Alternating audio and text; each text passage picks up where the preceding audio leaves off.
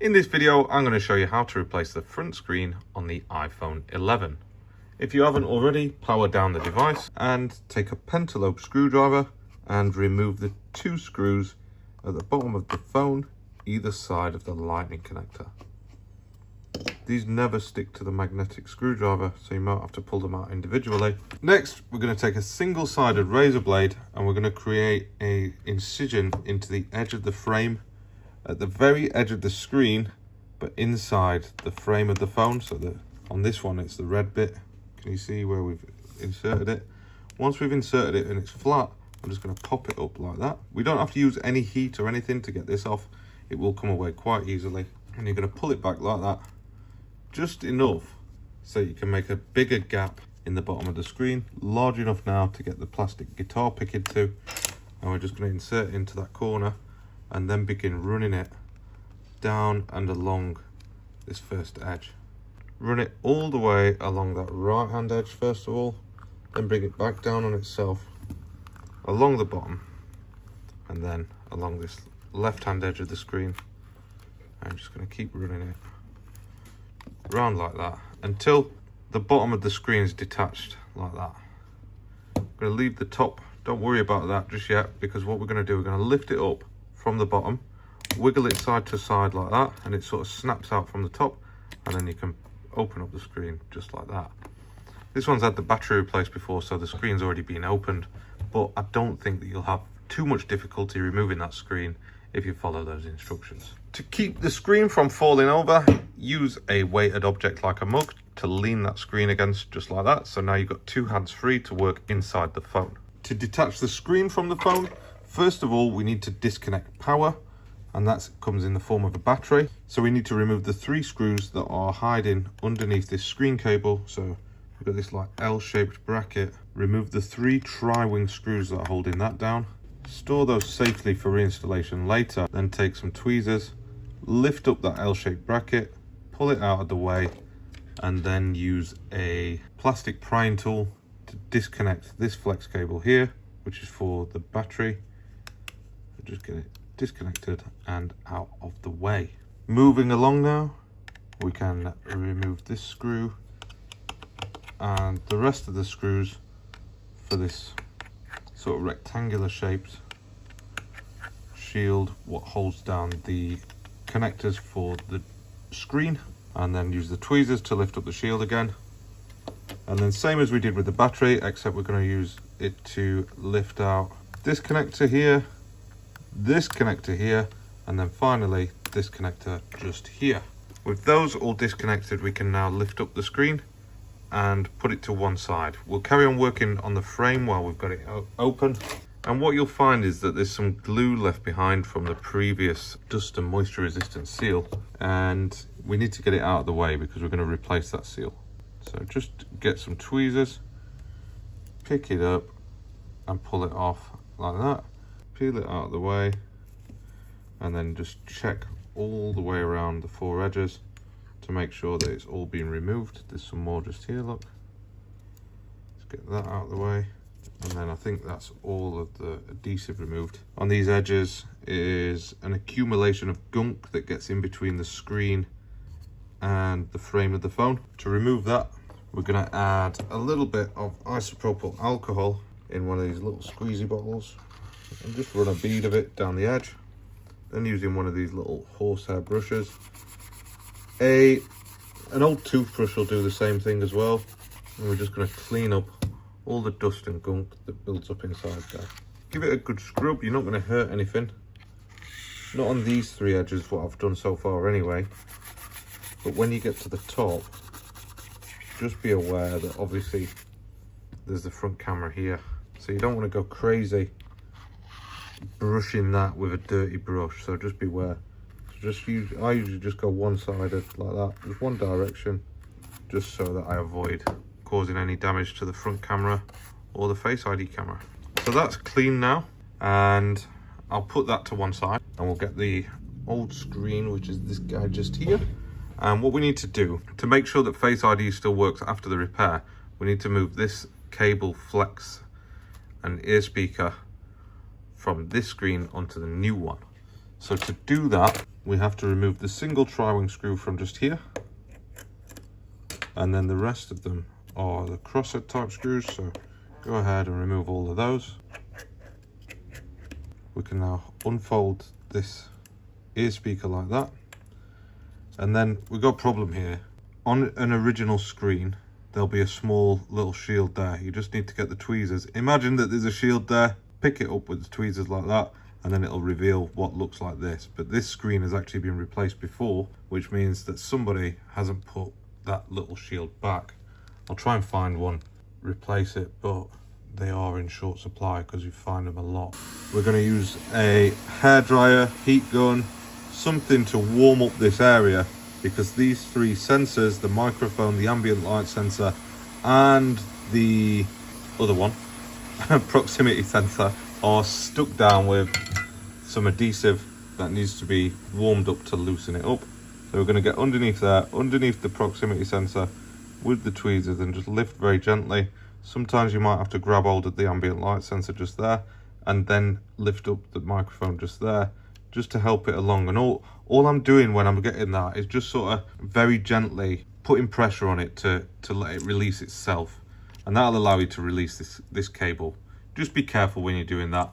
I know this is a bit of a sort of crux point for a lot of people. Might get it off easy and think, what the hell's this guy talking about? Other people will have difficulty, but if this cable breaks, then you will lose Face ID, and that's what goes wrong for a lot of people when they're doing this repair. Put that to one side, and now we're going to get the new screen. So the screens that we're using are these XO7 screens. I will put a link for where you can buy them. It's direct from our website, and these are the screens that we use in store every single day of the week. They include a 12-month warranty and are generally a very, very good screen. It comes with the adhesive seal to secure the screen to the frame, and that's what we're going to install first. To do this, you need to peel back the top layer of the film, and you can chuck that part in the bin. Now it sticks down, lining up the top left corner first. Follow it down this left-hand edge. Make sure that it's nice and tight to the edge of the frame. And if you do that, then the rest of it will follow around perfectly aligned. And then you might just have to get something like the plastic spudger to just push it into these edges and make sure that it's stuck down all the way around. Installed now, we can peel off this other top layer of film from the other side, and that's going to leave behind a final layer of blue film that I always leave on until the very last minute when we're just about to stick the screen back down. Moving on to the screen now, we can remove the blue protective film from the back of the screen, and you'll notice that with these screens they include the aluminium back cover that protects the back of the LCD and the backlight. Some screens that you buy online will not include this back cover. If they don't, you need to remove all the tri-wing screws around the outside and install and move over the back cover. We have the luxury of having the back plate already installed. I'm not going to go through that with you, there's no point. Anyway, moving on to the screen. We've just got that sensor that needs to be installed now, so go ahead and line up. I always start with the top, get the ambient light sensor in, then the proximity sensor and the microphone.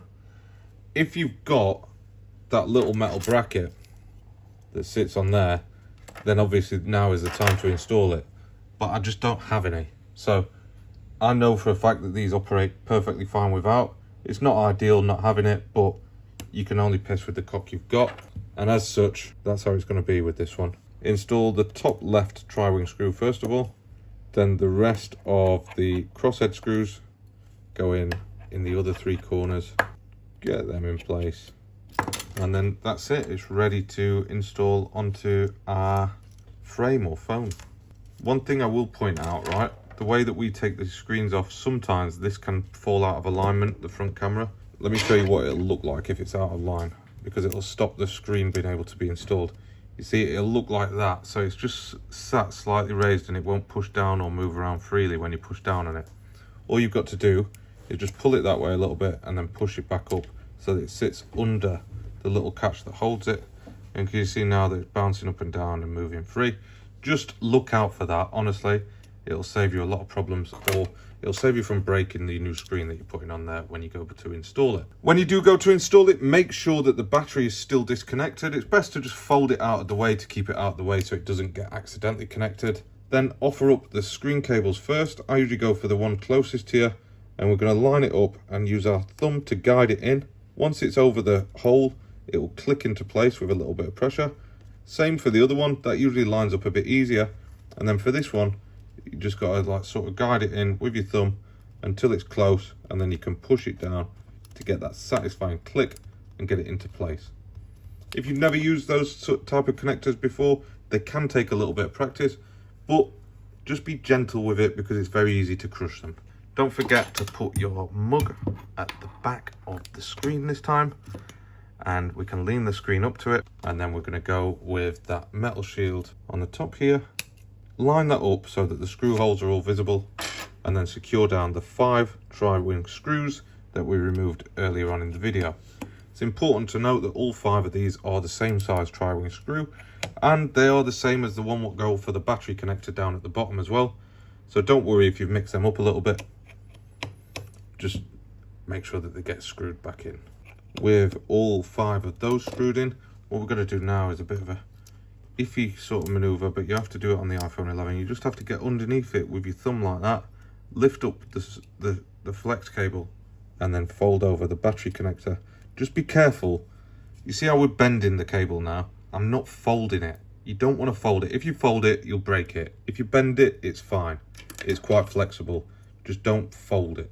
Offer up that little bit of a L-shaped shield, and then I'm going to get this one in first. Get that in. Move that into place with the screwdriver. You need about 10 hands for this because you need someone to hold the screwdriver, someone to stick screws to the screwdriver, and then someone to hold that flex cable. So unless you're an octopus, this might be a little bit of a faff at this point. Anyway, you can just about squeeze that screw in by the cable without folding it, like I've just had a rant about, and that's it. At this point, you want to make sure that this screen turns on and shows a picture and functions the way that you want it to, which of course it's going to. Just test it, make sure that you do. It'll be fine. If it's not, take it off, reconnect your connectors and check it again. Before you seal the screen down, it's probably a good idea. I mean, this one will mucky already, and no doubt I've got some fingerprints on it as well. Just get a bit of clean room wipe, microfiber cloth, and a bit of alcohol on it, and just wipe down those bits of metal shield. Just clean it up, make it look pretty. You don't know who's going to be in the phone next, who's going to be judging you. So just clean it up a little bit, make it look nice. And it makes it a slightly more professional job, doesn't it? Use tweezers to lift up this final layer of blue film all the way around until it snaps off, and then you'll have to grab the other bit of pull tab. If you find that the adhesive comes with you when you do that, let me show you a little trick that I use. I'm just going to fold it down, look, because we need to get to this back side.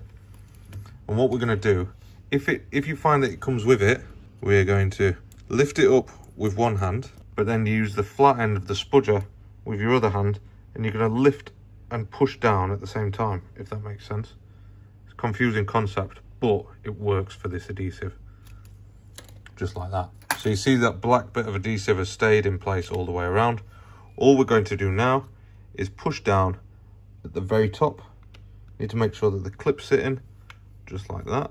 Just be aware that there's a flex cable there that we don't want to trap, pinch, snag. Just make sure that that goes in next. And then finally, we can squeeze that side until it clips together. And I think, apart from these 2 bottom screws that we removed first, that is job complete. So we'll just get these 2 screwed in. Oops. If you've got any questions about repairing your screen or replacing your screen, don't forget to ask them in the comments and I will get back to you as soon as I can. But that is job done. Thank you for watching as always, and see you in the next video.